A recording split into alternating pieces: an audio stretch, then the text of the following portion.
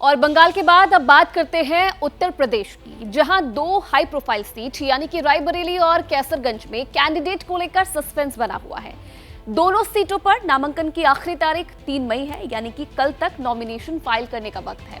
लेकिन बीजेपी और India block के नेता यहां पहले आप कर रहे हैं।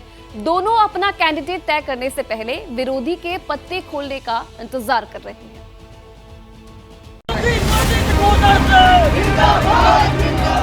यूपी की कैसरगंज सीट पर बीजेपी से कौन मैदान में उतरेगा?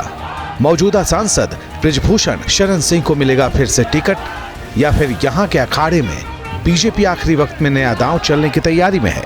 ये सवाल अब बहुत बड़ा हो गया है। 3 मई की शाम को यहां नामांकन का समय खत्म हो जाएगा। वोटिंग 20 मई को होनी है, लेकिन अब तक सस्पेंस का पर्दा उठा नहीं है।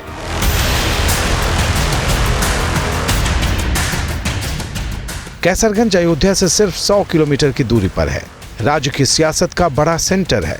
बृजभूषण शरण सिंह यहाँ बीजेपी के सबसे दमदार नेता भी हैं और दावेदार भी, लेकिन उन पर महिला पहलवानों के यौन शोषण के गंभीर आरोप हैं।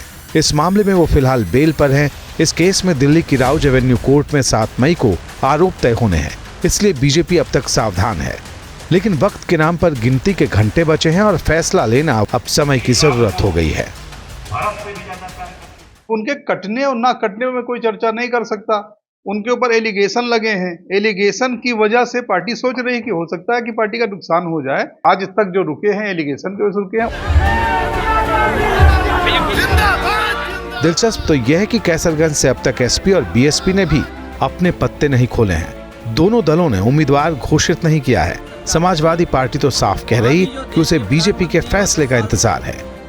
भाजपा ने अगर ठाकुर दिया तो हमें ब्राह्मण देना है, उन्होंने ब्राह्मण दिया तो ठाकुर देना है, उन्होंने बैकवर्ड दिया तो मुझे दलित देना है। हमारे यहाँ 5 नाम की चर्चा।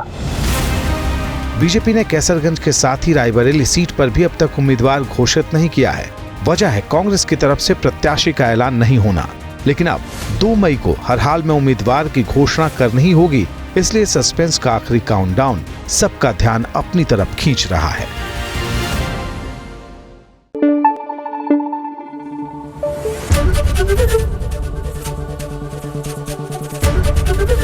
एबीपी न्यूज आपको रखे आगे।